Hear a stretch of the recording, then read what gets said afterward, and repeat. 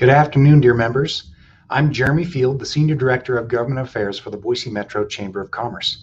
The Chamber is happy to host this panel discussion on one of the hottest topics facing our membership today, that of hiring. I'm sure you've noticed the Help Wanted signs out on many of our community's local businesses.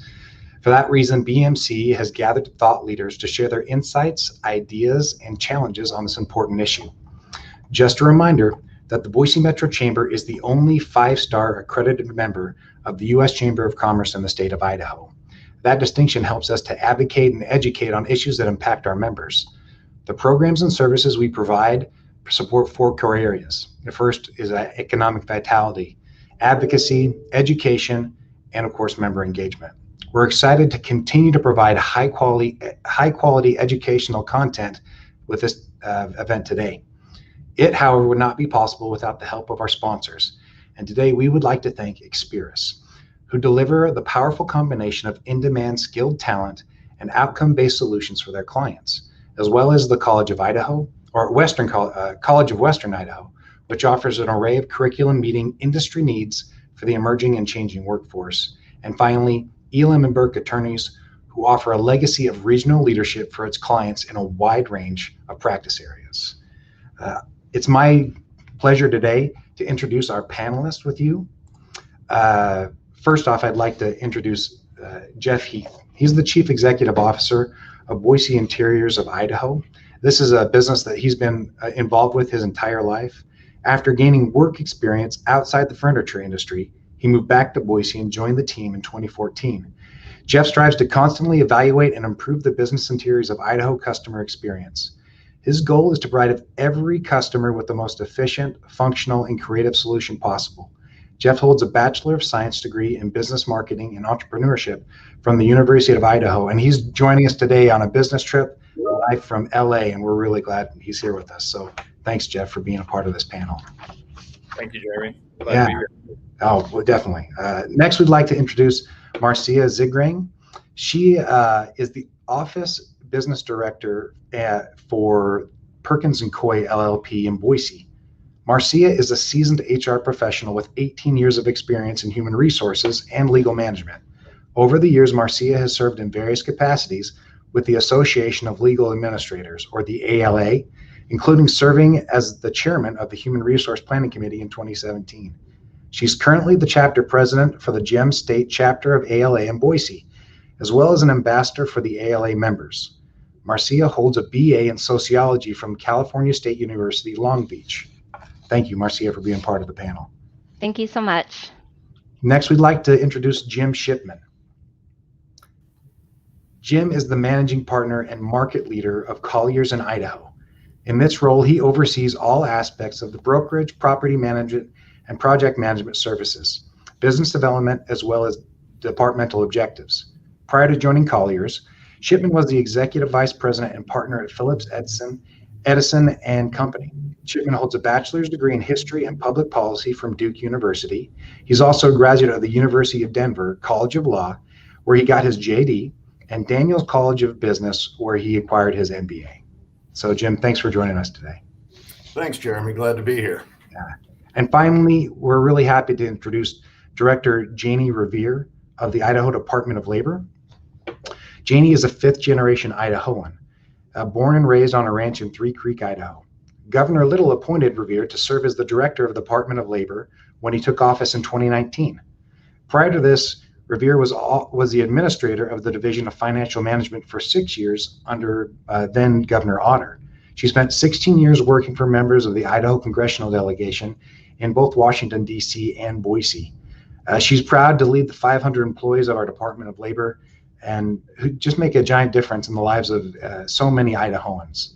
Revere earned a bachelor's degree in agricultural economics from Oklahoma State University. Her postgraduate work was in agricultural and resource economics at Oregon State University. She's also married to it's the woman that makes the man, but everyone knows what a great guy John is, and that just speaks volumes of Janie. John is the director of state and regional government affairs for the Idaho National Laboratory. And together they have 14-year-old twins and reside in Meridian, Idaho. So, Director Revere, thank you for being here with us today. Thank you. I look forward to the conversation. Well, it's going to be a good one. And obviously, we have pulled out all the stops with our panel, and so just thank you again for participating. The first question that we'd like you guys to weigh in on is to share some of your insights into staffing for your business, or just what you're seeing at the government level for Director Revere. The pandemic, current, what we see in the future. There's a lot going on in this dynamic of how do we staff our businesses, and would really like to hear some of your insights on that. If we start with Jeff, would that be okay? Absolutely, yeah. I can give you my thoughts. Well, kick us off. So obviously there's a huge amount of things that are contributing to the dynamic of trying to keep a fully staffed team and attracting new people. As you mentioned, I'm in LA right now, just got into the hotel, and we flew over the Bay, and I've been hearing the news about it, but I was shocked to see how many container ships were just floating out in the Bay, right? And so there's things from material shortages all the way through, construction shortages, which impacts our industry and impacts how we can deliver our projects.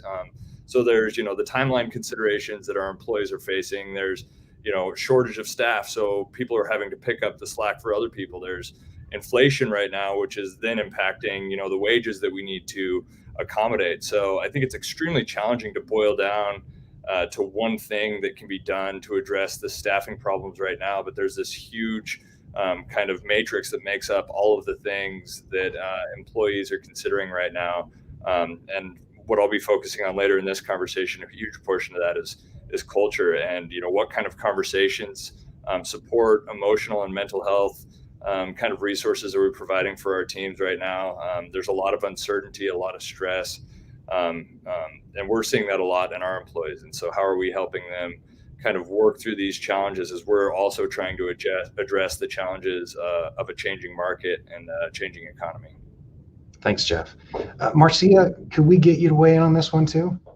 Yeah, absolutely. Prior to the pandemic, we were experiencing a fairly good pool of candidates, and especially with the influx of people moving to the Boise area, our talent pool was just really increasing.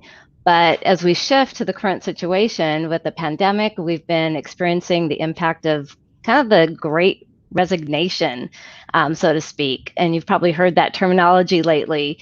There's also a lot of burnout, talent wars in general. We've been seeing employees quitting at a historic rate, and we've had our share of that as well. The need for change has definitely been amplified by the pandemic. And if you think back, we really haven't experienced this level of disruption lately. So for us, after the initial few months of adjusting to remote work and during the pandemic, our firm remained, pretty busy. But while we're fortunate to not have had any layoffs, we have been seeing people receiving offers with higher compensation, moving around. And in response to this, our firm has often been making counter offers to remain competitive, especially since wages really tend to grow when you move and change jobs. And in many instances, we've seen, the higher cost market areas that are having to pay higher compensation for positions that generally are lower cost areas, but just the markets have just changed. And basically in the future, we're going to need to focus more on growing our talent and hiring for the right soft skills, and with the understanding that we can really train with those hard skills. And we're working to build our processes to retain talent. What we've really learned recently is that the fundamental definition of work has changed. We used to say, we're going to work. We're just going to, go do our work and our job. And now, it was kind of based on location and geography. But as we look at work now, work is no longer a place, it's really an activity. Even though some places people have begun to work remote and hybrid in the environment, work is so much more now, and it's dynamic and it's changing faster than ever. So. That's great, Marcia. That's a lot of good insights. And yeah, the challenge that our community has, especially as, the quality of life is so wonderful, but we're seeing the cost of living increase so much with housing. I'm sure, thank you for speaking towards that. Jim, what insights are you thinking about right now? Thanks, Jeremy. I think, Yeah, obviously the pandemic has created a lot of challenges, but I also believe that a lot of the challenges that we're facing now, we were facing prior to the pandemic, and it only accelerated or exaggerated or exacerbated them. They're not necessarily new challenges. And, I think I'm a big proponent of the folks remember from school days, the hierarchy of needs, Maslow's hierarchy of needs. And one of the things that I think Idaho's been challenged on, even pre-pandemic, is wages and wage growth. We've got exponential growth going on in the state. For a long time, folks needed or viewed Boise as or the Treasure Valley or the state of Idaho as a bargain. And as we've all seen, the housing prices have skyrocketed. Cost of living has gone up. It's no longer that much cheaper than some cities where folks are coming from. So we really do need to be aware of wages and where we are. In the hierarchy, the most fundamental needs are food, water, shelter, and we in this day of hearing about all these companies that and the word culture gets thrown around a lot. And, you hear about, well, they got a ping pong room in the break room or a ping pong table in the break room, and they've got soda machines and these different things. And if you don't cover those basic needs, which is really represented through compensation, nobody really, if you don't have food and shelter at home, you don't really care about a ping pong table. So we've really been focusing, particularly following the pandemic here, because it's accelerated the growth, and all the folks coming in used to higher wages. We're engaging right now in a study. We've retained an outside group to really take a look at every one of our positions and assess where we are from a wage standpoint, how competitive we are, where we need to make adjustments. And then once you can address that, then you can move to a lot of the other things and, a lot of the other needs that people have. So, again, I think the pandemic has only re-emphasized, a lot of these issues that we've been facing in Idaho for some period of time. That's a great insight. Thank you. Director Revere, what are you seeing from your responsibilities at the Department of Labor? What would you like to share? So just to kind of build on what Jim was talking about, prior to the pandemic, we had a booming economy. We were at 2.6% unemployment rate. And then within a month, everything was tipped on its head, and we were at 11.6%, an all-time high for Idaho. Since that time, Idaho has emerged as one of the least impacted economies. We have been one of the quickest to recover. And to a certain extent, we're a victim of our own success. So all of those problems that we saw pre-pandemic are back, and they're just as bad, and in some cases worse than they were pre-pandemic. So I think everyone knows we have a severe worker shortage, and it's kind of a two-pronged issue is what we're seeing. There's the short-term problem, and that's people that have removed themselves from the workforce because of COVID. So they are immunocompromised, or they're caring for someone who's immunocompromised, or they have childcare issues. And then there's this longer-term issue. And the longer term issue is people retiring, and the pandemic sped up some of that. But our baby boomers are one of the largest generations, and the other generations coming up behind just aren't as big. And so as we move forward, hopefully we will see. So I guess right now we saw a very tight labor market, and businesses are going to be competing with each other for a very limited labor source. Moving forward, as people get comfortable with the virus, we figure out what our new norm is. Hopefully some of the individuals that have left the labor market will come back into the labor market. But we still have this long-term problem where we have a declining workforce as the baby boomers retire. And so we're going to continue to have challenges into the future. Hopefully they won't be as acute as what we're seeing right now. But moving forward, I think employers should expect to compete for the workforce that they need. They're going to need to be mindful of their high performers, that they may be lured away by competitors or companies or other industries altogether. This is also, with the transition in the pandemic, we're seeing a lot more online work or work from home. And so companies aren't just competing with other Idaho companies. Oftentimes they're competing with other companies across the country or even around the world. Companies should expect that their staff is going to be more diverse, not just ethnically diverse, but also in terms of age.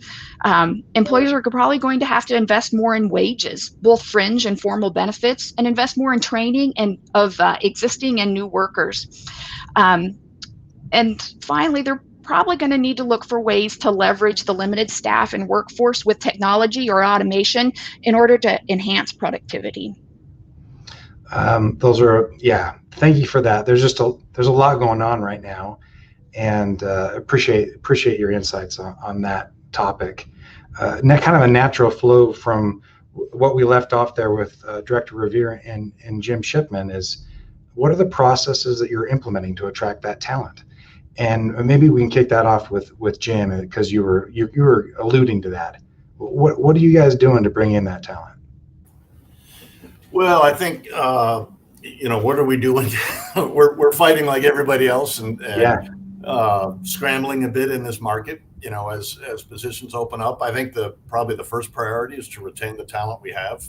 We've got a great group of folks, and I personally think that word of mouth is often the best recruiting tool you've got. If your current folks are happy, that's going to attract other people. They're going to hear about it. We really strive, like Jeff and Jeff and I do a lot of work together, know each other's companies. We really do work on the culture and creating a team environment, doing a lot of group and team activities, getting people involved. I often talk about, like, with charitable opportunities. It's one thing to write a check. It's another thing to have the whole group out volunteering and working together. You're helping not only your company, helping not only the charity you're working with, but then also your company itself. As far as actively recruiting or actively marketing, I don't know that we're doing a whole lot different right now. We're using the same avenues. We have seen a change since the summer started, as far as the types of applications, the number of applications that we're getting. So that's been positive, and we've got some new folks that have come on in the last few months who are terrific. So we're very excited. That's great. Marcia, what do you think about this idea of attracting talent? What are you guys doing? One thing that we're trying to do is really direct people to our website, where it really shows our brand and highlights, really positive aspects of our firm. We're also looking at ways that we can be more creative and strategic to attract talent when we post positions. And we're also evaluating our job descriptions. Our job descriptions are changing, and we're not only thinking about what our needs are now, but also thinking outside the box and considering what the candidate may be able to bring to the table. So it really kind of changes how we recruit in that sense. And we're also looking internally so that we can really actively manage career development within our organization. For example, we recently had an internal job fair and really encouraged our talent to take a look at other opportunities in our firm. This turned out to be a really huge success, so it was really good and very encouraging. And then another thing that we're doing to look for talent is look in other states, even states that we don't have an office in. Especially that works very well for any positions that are going to be 100% remote. So that has been a huge success. Cross-training is another value add for our employees. They're really appreciating the ability to enhance their skills and really, really loving that. And we've also been really highlighting our professional development. We've been doing a lot of professional development and training already, but we've been really highlighting that a lot more and increasing the opportunity for our employees, and the culture to bring candidates in and really talk about that during the interview process and during those conversations. And candidates have been really extremely energized by this concept. They want to learn. Well-being has been another area. We've been focusing on well-being for our employees, and not only that, but we've added a lot more benefits for our employees, especially during the pandemic. But our benefits department also sends out a wellness newsletter at the beginning of each month. For example, this month was in October. They sent out a newsletter October 1st, and they noted that October is National Depression and Mental Health Screening Month. So the newsletter really reminded everyone about our benefits by providing tools and resources for our employees. Also included articles, videos, webinars, nutrition ideas, including recipes and such. As you know, and as we move on with this, there's also other opportunities, for people to tap into those types of things like videos and articles through like your EAP programs, financial institutions with retirement plans, that sort of thing. And then one last thing is that has really helped us bring in people is they really like the idea that we are providing them with a benefit, a $500 reimbursement benefit to get their home office set up. Now that we are, moving to remote and hybrid and all that sort of thing, people want to have a comfortable environment at home. And so we're helping them with that. And that's been a huge success as well. That's great. I love that internal job fair idea. Everyone wants an idea that they are able to grow in the company they're in. So those are great ideas. Thank you, Marcia, for that. Jeff, what are you doing? First, let me say, Jim, I feel a little bit personally attacked by saying that a ping pong table can't, fix everything. I thought I could just, sell you a piece of furniture and call it good. I almost applied just because of the background. But I would say absolutely. Back to kind of what everybody has alluded to so far. I think there is a hierarchy. I mean, you definitely have to be focused on what are your benefits, what are your pay, and those are kind of the bare minimum threshold, right? I mean, so once you've evaluated where you're at and you can ensure that you have, stable job rates and they're above what everybody else is paying or equal at the bare minimum, you could start to look at, what are the softer parts of that. I think Hayworth, one of our manufacturers, does a lot of workplace research, and there's a lot of research that shows, people are significantly more likely to leave if they don't have friends at work. And so how are you hiring around some of those softer skills and qualities, right? I mean, do we align? We always hire, fire, promote around our core values. That's the lens that we view everything through. So we try and make sure that whoever we're bringing on board, and I've had a lot of people tell me since, right, that the hiring environment has changed extremely fast, or else you're going to miss an opportunity. But I don't know if I would agree with that. I think that maybe the speed needs to be ramped up a little bit, but I think you need to be extremely careful, because if you're going to bring somebody on that's going to damage your culture, it's only going to hurt things. And so I think, and we haven't changed a whole lot. I think we've continued to refine and tweak. I believe Marcia mentioned some of the social media and some of the other avenues looking to attract and retain talent. And we do that as well, but more as a lens of like, here's who we are. Here's what it looks like to work at our organization. Here are some of the events. Here's what it looks like to interact with a customer. And we've had several younger people that we interview that say, well, I checked out your Instagram and I checked out your Facebook. And I knew before I even walked in here that this place looked inspiring for me to work. And then that's always the first interview thing. Every time, if we can, try and interview in person so people can really see what it's like to interact with our team, feeling of our space, the interaction, the energy. So I would say all those pieces contribute, but we've continued to try and refine. Another example is, how can we hold ourselves accountable? And I would say a lot of younger people are really focused on, what is the purpose and what is the mission that I'm fulfilling within my organization? What kind of products and services do we deliver? Are those things that align with who I am personally? And tying more of that personal life into work.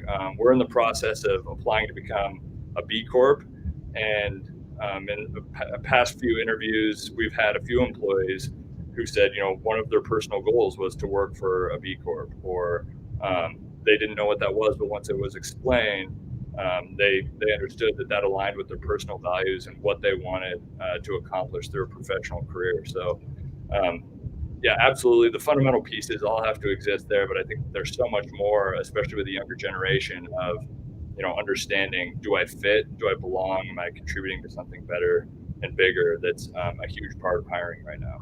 So that's a great point. Why don't you just explain real quick what a B Corp is to everyone who's listening in that might not know? So a B Corp, and there's a great growing community of B Corps in Boise already. So we wouldn't be the first to be doing this, and they've been great in supporting us. But it's generally the idea it's a voluntary certification process. Doesn't have any. People always ask me, are there tax benefits? No, there are no tax benefits. It's kind of a Always a good question. structure, but it's more around having another set of verifications of am I doing things right environmentally? Am I doing things right in terms of the community? Am I sourcing all the products that I can locally? Am I selling to local companies? Am I using local banks? Am I using renewable energy where possible? Am I paying at or above living wages? Am I offering appropriate benefits from time off to maternity leave?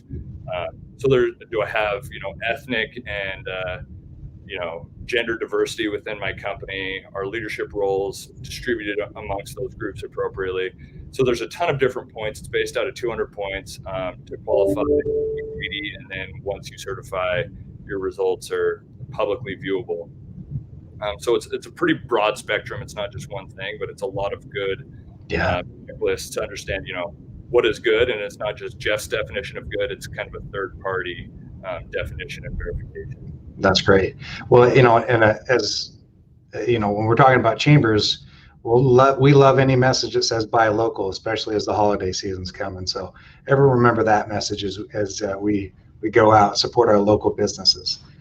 Director Revere, letting you back clean up on this one. What are you seeing from the Department of Labor's view on this issue?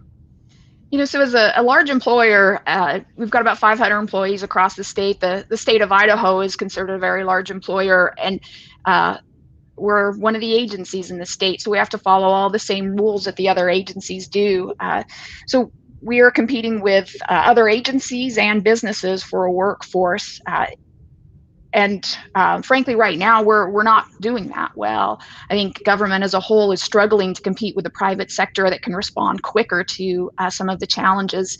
It takes longer for us to raise our wages and make some of the other adjustments that oftentimes business can implement quicker. So right now, we are working on trying to raise our wages. We're working on we had tremendous growth during the pandemic when unemployment insurance increases, or I guess when unemployment rates are high, we get more money from the feds to administer the program. And so we're kind of counter-cyclical. So we saw tremendous growth during the pandemic, and that was a great opportunity for a lot of our staff to move up into new positions, but that left the frontline staff or the lower positions were having a harder time filling. And so we found that in filling some of those positions, having the ability to offer remote work or work from home on a limited basis, if not full time, or so those types of incentives helped bring people or helped encourage people to look at the state as opposed to skipping over us for the private sector. But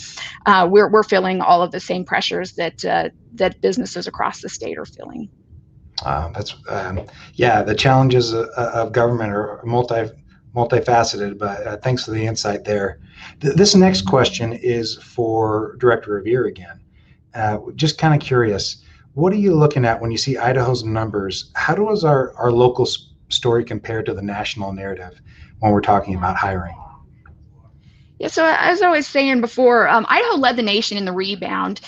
When you look at non-farm jobs, we were the first in the state, or we were the first state to see positive year-over-year growth in December. We were one of only 2 states that have positive job numbers above the pre-pandemic peak.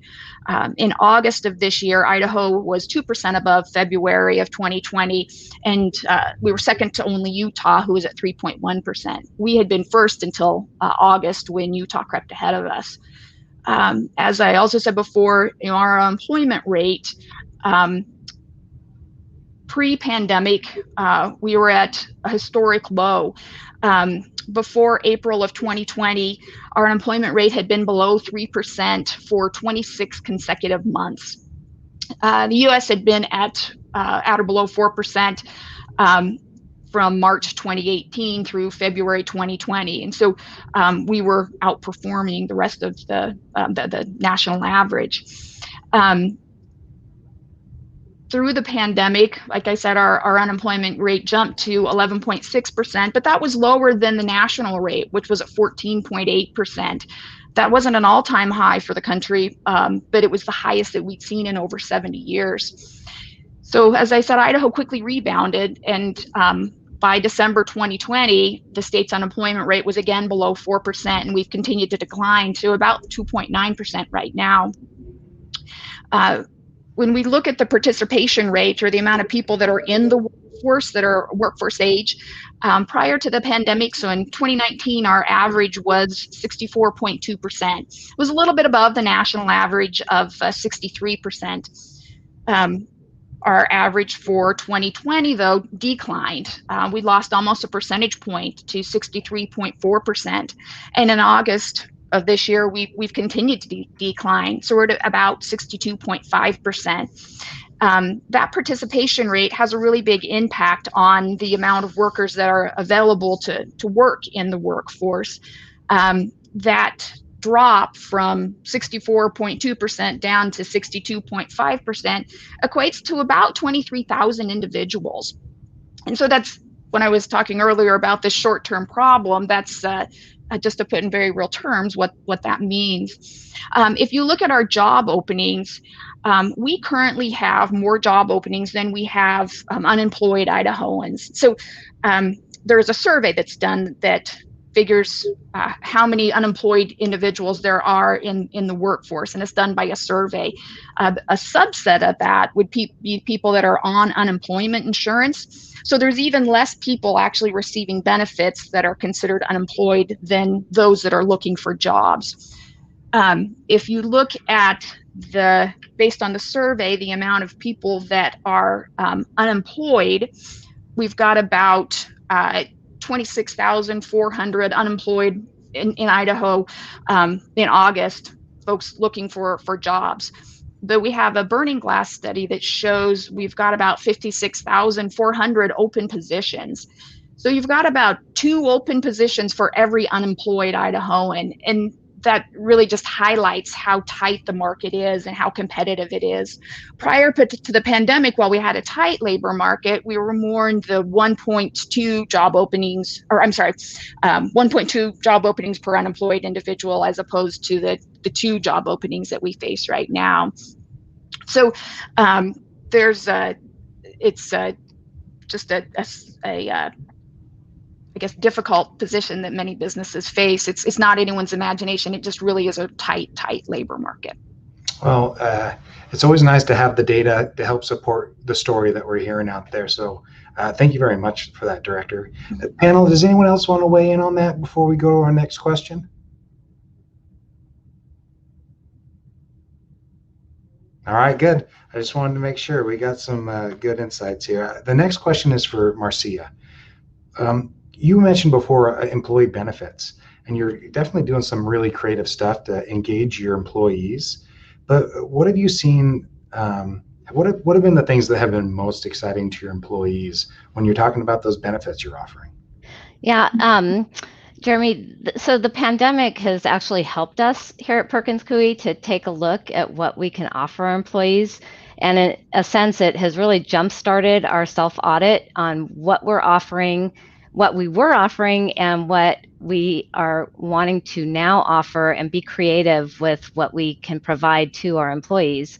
One of the big things is wellness and stress management, giving our employees those resources.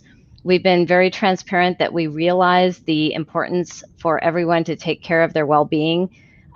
We added a lot more resources and benefits to our employees in their package, including, just like mindfulness, a lot of different applications that you can have on your, smartphone for mindfulness, mental illness, substance abuse, just physical well-being, doing like short yoga and meditation sessions. People can log in at their desk for 10-15-minute sessions and just kind of take a break. That has been really successful for us. In our office here in Boise, we actually, pre-pandemic, we provided yoga class Monday, Wednesday, Friday. It was wonderful in person.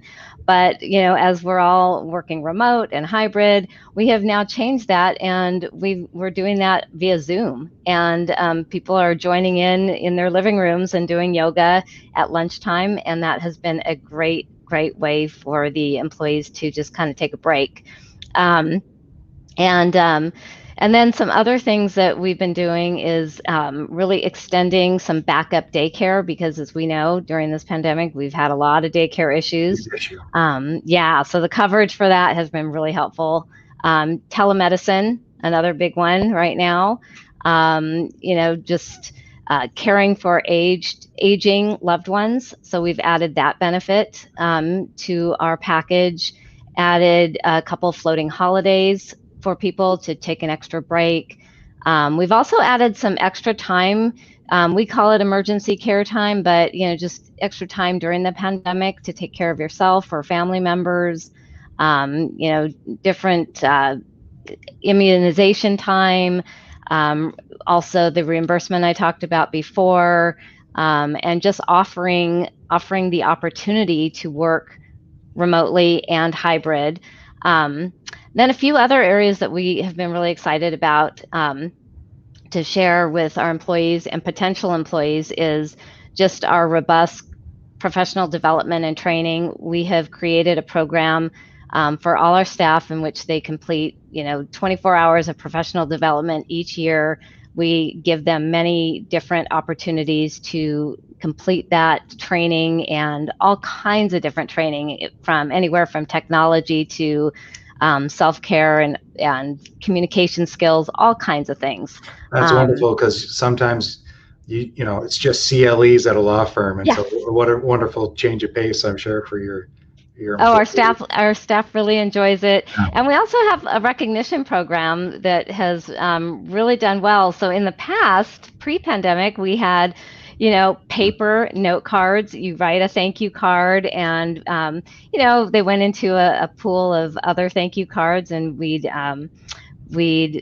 pick some names for some gift cards. And during the pandemic, it's really made it a lot more fun and more virtual. So now we have it online. People can just go right to their computer, fill out a virtual thank you card. So more and more people are getting thanked, and it's really gone over quite well. And then we also have the opportunity for people to join in on a wellness program, and really kind of take a look at what they're doing, what they could be doing. And it's been really fun, and more people are getting involved in that more than ever. We didn't see people getting involved in our wellness program nearly as much as we are now. We've definitely seen an increase. That's awesome. I definitely want to, panelists, does anyone else want to share some of these insights? Because those sound a lot of fun. Just wondering what some of you guys are doing there.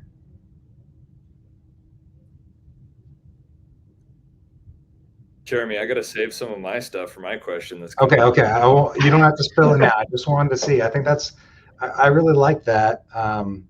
It reminded me of some of the research that is done about nudge and making things easier for people to do things that are better for them, right?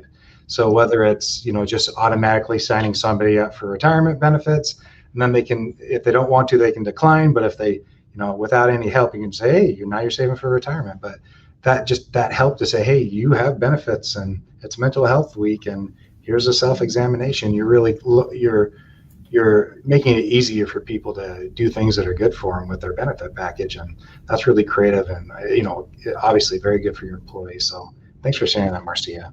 Sure. One thing I would add on that is I do know a lot of basically any benefit provider, right, as we know, will give you, it's of course anonymous, but we'll give you feedback on the level of engagement with the benefits. And that's one thing, as we, added EAP and some other benefits to our program, something we really looked at is how much of these are actually getting used, and what percentage utilization is it, and how does that work? And I think that's exactly what Marcia was getting at is, sometimes people need encouragement that it's okay to use these things, and we brought these things for you, and that reminder and that push and that support from leadership or their peers, and maybe if you can find a peer that's comfortable sharing how they use a certain benefit and what that looks like, that can really inspire people to jump in. Yeah, Jeff, I'd add to that it's the education and letting people know what's there. I know a lot of companies, and ours is one, that you have your annual benefits meeting when everybody has to enroll and everything's described, and it's a lot of information crammed down folks' throats in a 45-minute or an hour meeting. You need to have reminders of what is there, what platforms and opportunities there are within your benefit system, because we do have a number of things that, as you're alluding to, Jeff, some things are used and some just aren't. And more often than not, I find that that's because of a lack of knowledge.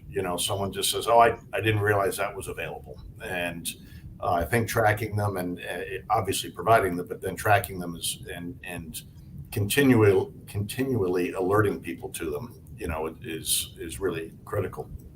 Yeah. And I would say one more piece to that is, possibly pulling people as to what benefits they want. I think us as, business owners and leaders, probably in a different position than most of our teams. And the benefits that we think are valuable to them may not be, and there may be things that we're missing. So I think that open dialogue of, okay, what's missing? What do you need? What kind of support can we offer? What am I not seeing?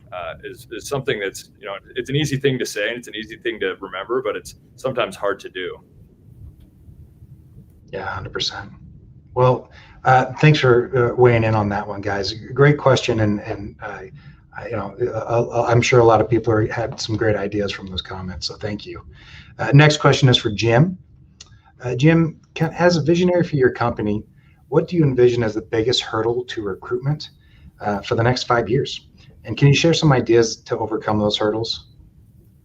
Sure. I think I think the lack of clarity that is coming out of the pandemic is probably the biggest hurdle. And what I mean by that is there's a lot of folks who have a lot of different ideas. Obviously, being in real estate, we're often asked continually, is the office dead? Is the office as we know it, will that be around? And, I would say that we would give a resounding yes in response, that the office, it will be around. It's not dead. I think that business is, and most businesses, not all, but most businesses, certainly ours, is a relationship business. You have to be out, you have to be in front of people, you have to be interacting. I remember a great advertisement years ago. I think it was for an airline, and it was a CEO of a business in a conference room with a bunch of people around the table, and they were complaining about issues they were having. And the CEO handed out an airline ticket to each person at the table, and they said, "What's this?" And the response was, "You're all going out. You're going to go meet face to face." And so, in this time where we talk so much about remote work and individual work, we're really encouraging, and we try and do a lot. And I was listening to some of the different things as Marcia and Jeff were talking about that they're doing. Our office, we've been here pretty much. Well, we reopened in May of 2020, and we had all the protocols. We continue to have them. We've been very consistent with them. But Terry, who's our HR director, she works really hard at trying to do a lot of in-office activities and showing people that we are a team. We have, during the Masters golf tournament, we have a putt-putt golf competition. We have a putt-putt course. Everybody sets up different groups all around the office. And, that's just an example, a lot of little things that you try and do with the group in the office to remind them it's not such a bad place to be. I think we're still determining, figuring out productivity in versus, in office versus remote. And you read a lot of different viewpoints from around the country in different industries as to which one, where that balance point is. I think going forward, we do need to, we will have a new mindset, because of the pandemic, and a new set of expectations. And so, Jeff mentioned surveys and really trying to listen to what people are asking for. Not one size fits all. And with respect to benefits, I know I have a meeting tomorrow where we're getting ready to renew we're looking at new benefit options, new benefit packages. We have a few different groups coming in.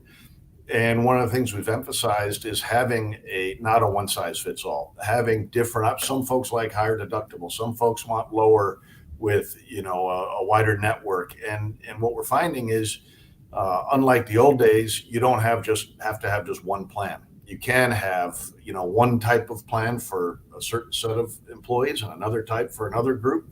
And so we're really going to work hard to try and, integrate all those needs into our interest into our new benefit plan. So there will be some changes. And I think going forward, Jeremy, it's again, the pandemic's accelerated some things, but it's the same as it was before, is listening to folks and hearing the needs. They're always evolving. They're always changing. And, listening to each individual employee as to what their need is. One person may be motivated more by money, another by title, another by working at home. And you have to be responsive to each individual. Yeah. Well, that reminds me, in government, so many times those of us who work in government, you get paid in titles. So that last one rings true to me, Jim. Anyone else having any thoughts while Jim was discussing some of his insights? Well, that's good. Jim, thank you so much for that. The next question is for Jeff. We've been waiting for this one. You've been teasing us about the culture the whole time, because it plays it really does. It plays a big part in team building, the retention that you want to have when you're attracting talent. Share some of your cultural practices that helps you create the culture that you want so that your employees like going to work.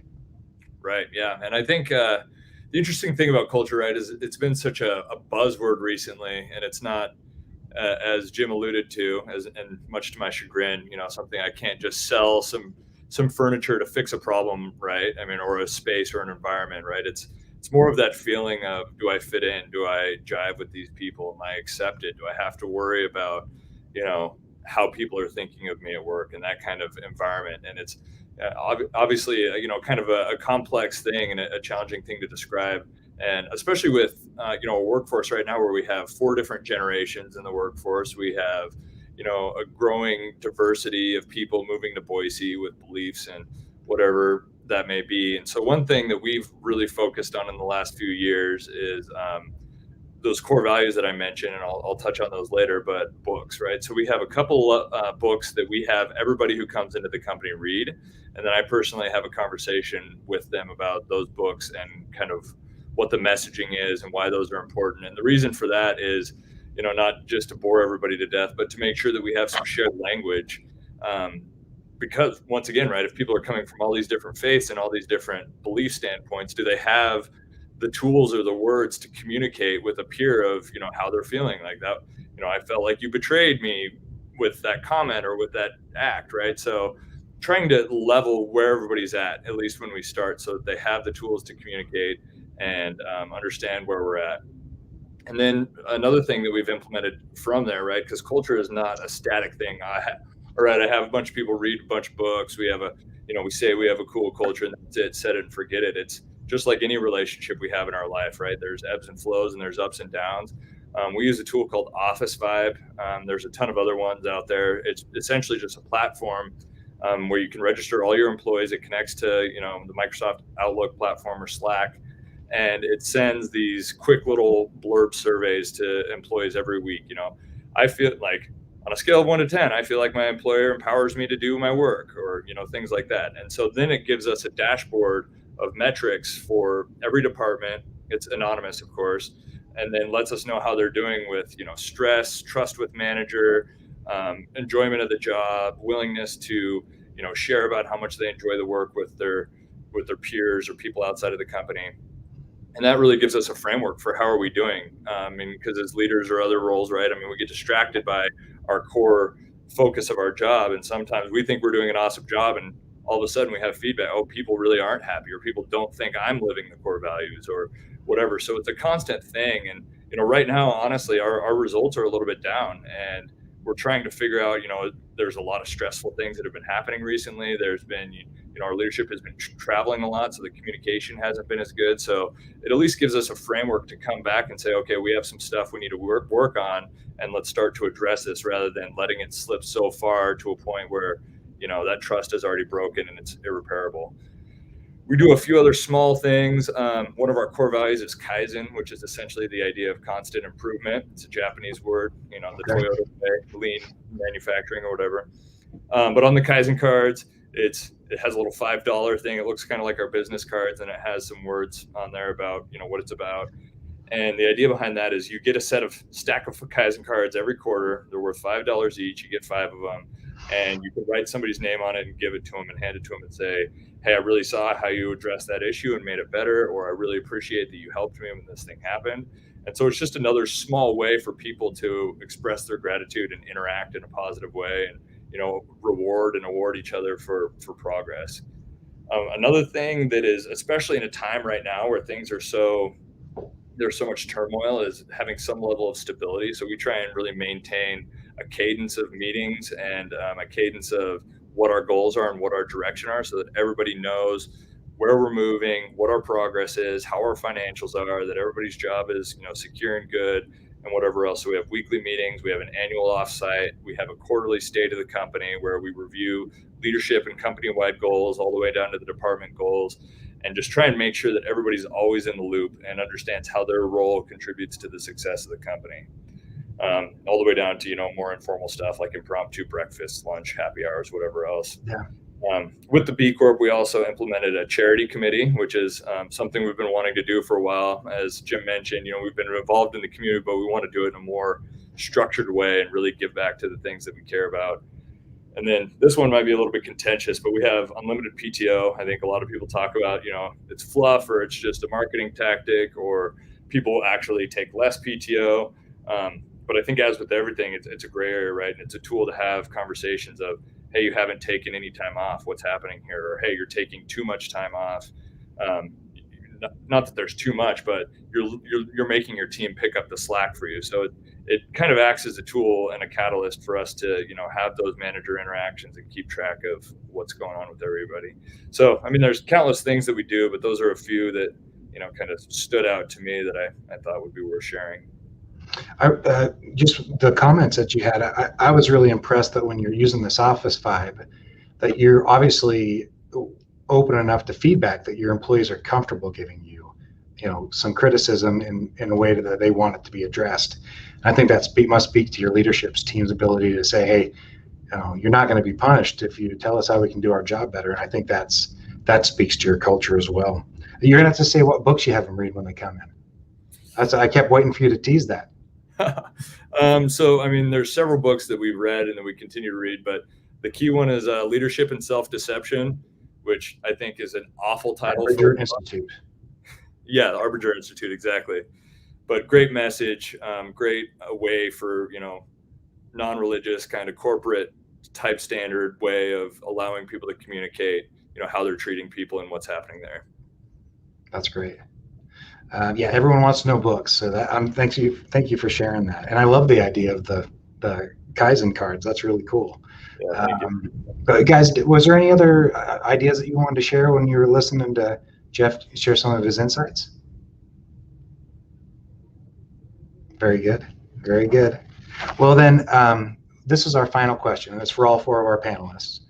Over the last 16, 18 months, it's been challenging for everyone in a different, whether it was a personal level or a professional level. And navigating the hiring process and landing the job you want seems to be more difficult. But what are the 3 best practices you'd like to share with our listeners today to help recruit, attract, and retain talent in our current age? And let's start with Jim. Well, I guess the first thing is to teach people how to unmute. It took me a second there. I apologize. The 3 best practices. Well, I think the first thing, and this is probably pretty cliche and old, but it's listen. It's listening to the needs of your existing employees, and as you're interviewing people, listening to their needs and what are they looking for. Even when someone is not a fit, you're interviewing someone and they may not be a fit, but listening to what they're looking for and hearing what other folks are doing, and just sitting here today, listening to some of the practices that Janie and Marcia and Jeff, have implemented. So I think that's the first thing. I think the second thing is being very nimble, being ready to adapt and adjust. The environment is continually changing. Jeff alluded to, we've got 4 generations in the workforce right now.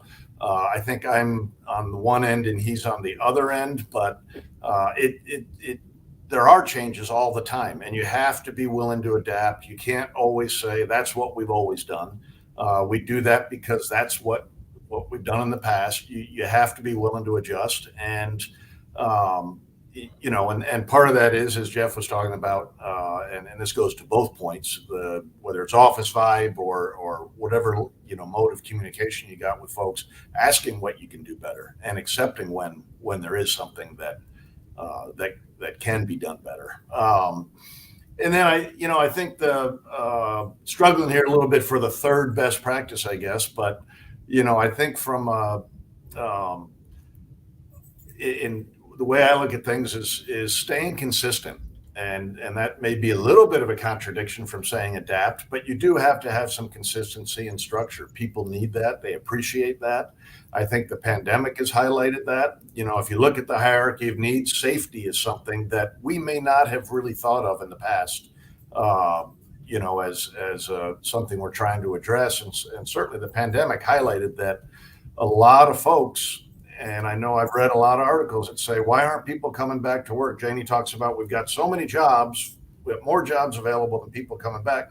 One of the primary things is folks are still scared. Folks are scared from the pandemic. And so don't be afraid as you're, encouraging, whether it's safety protocols or vaccinations or whatever it might be, staying the course and not trying to, that's a place where you don't adapt. You don't adjust to everything that a different person in the office might be asking for, because I think people do appreciate that consistency and that structure. And then, within that, you allow people to flourish on their own and do their thing. So. Thanks, Jim. And thanks for letting your dog make an appearance. I was really. Did he jump up here? Yeah, he did. He looks great. And the podcast, or not podcast, but our discussion will now be so much more popular as a result. Yes. So that's wonderful. Popeye has made his appearance. Yeah, there we go. Director Revere, what are your thoughts on this topic?